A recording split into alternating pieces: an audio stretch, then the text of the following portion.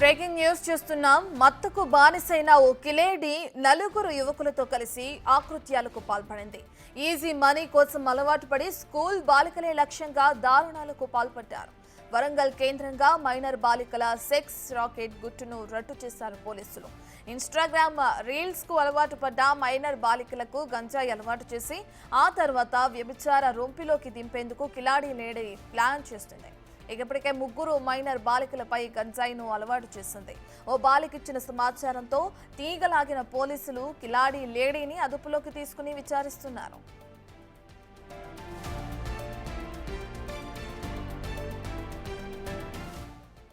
దీనికి సంబంధించిన పూర్తి డీటెయిల్స్ అందించడానికి మా ప్రతినిధి వేణు అందుబాటులో ఉన్నారు. రైట్ వేణు, మనం చూస్తున్నాం ఏదైతే వరంగల్లో వరంగల్ని కేంద్రంగా చేసుకుని మైనర్ బాలికలకి సంబంధించి సెక్స్ రాకెట్ నిర్వహిస్తుంది ఒక లేడీ మహిళ అని తెలుస్తుంది. దానికి సంబంధించిన డీటెయిల్స్ ఏంటి, ఎప్పటి నుంచి ఈ నిర్వాహకం జరుగుతుంది, అసలు ఎప్పుడు బయటకు వచ్చింది, పూర్తి డీటెయిల్స్ ఏ విధంగా ఉన్నాయి?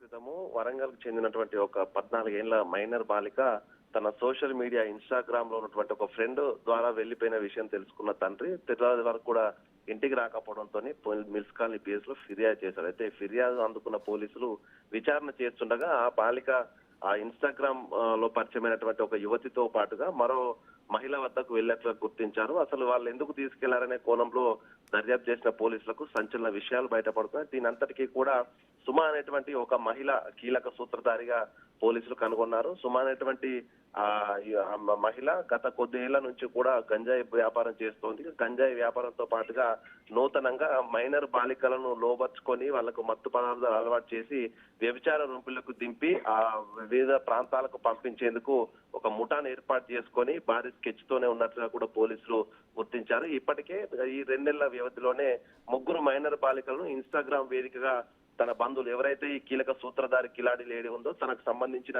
బంధువులలో ఉన్నటువంటి యువతులతో ఇన్స్టాగ్రామ్ లోపల కొంతమంది ఆ రీల్స్ మోడ్లో ఉన్నటువంటి బాలికలకు ఫ్రెండ్ రిక్వెస్ట్ పంపడం, వాళ్ళతో చాటింగ్ చేసి వాళ్ళతో ఫ్రెండ్షిప్ చేసుకునేటువంటి ఘటన జరుగుతుంది. ఆ తర్వాత వాళ్ళు మీట్ అయ్యే ప్రదేశానికి తను వెళ్ళడము, వాళ్ళతో మాట్లాడి 2-3 సార్లు వాళ్ళని రావాలని చెప్తూ వాళ్ళకు మెల్లగా గంజాయి అలవాటు చేస్తున్నట్టుగా తెలుస్తుంది. సో ఈ నేపథ్యంలోనే పూర్తిగా గంజాయికి బానిసైన తర్వాత వాళ్ళని ఆ సెక్స్ రాకెట్ లో దింపేందుకైతే ప్రయత్నాలు చేస్తున్నట్లు గుర్తించారు. ఇప్పటి వరకు ముగ్గురు బాలికలను ఆమె ఈ యొక్క సెక్స్ రాకెట్ లో దింపేందుకు ప్రయత్నాలు చేసినట్లు గుర్తించారు. వాళ్ళందరితో కూడా పోలీసులు స్టేట్మెంట్ రికార్డ్ చేసి ప్రస్తుతం సుమా అనేటువంటి యువతి మహిళనైతే పోలీసులు అదుపులో చేసుకుని విచారిస్తున్నారు. అట్లా రైట్ వేణు, మీరు చెప్పినట్లుగానే పోలీసుల విచారణలో ఎటువంటి విషయాలు వెలుగు చూస్తున్నాయి అనుకోవచ్చు అంటారు. అయితే ఎవరైతే బాలిక ఇప్పుడు కిడ్నాప్ కి గురైందో తనని పోలీసులు తీసుకురావడం జరిగిందా, ఇక తనతో పాటు ఇంకా వేరే ఎవరైనా బాలికలు వాళ్ళ దగ్గర వాళ్ళ అదుపులో ఉండడం జరిగిందా, దానికి సంబంధించిన డీటెయిల్స్ ఏ విధంగా ఉన్నాయి?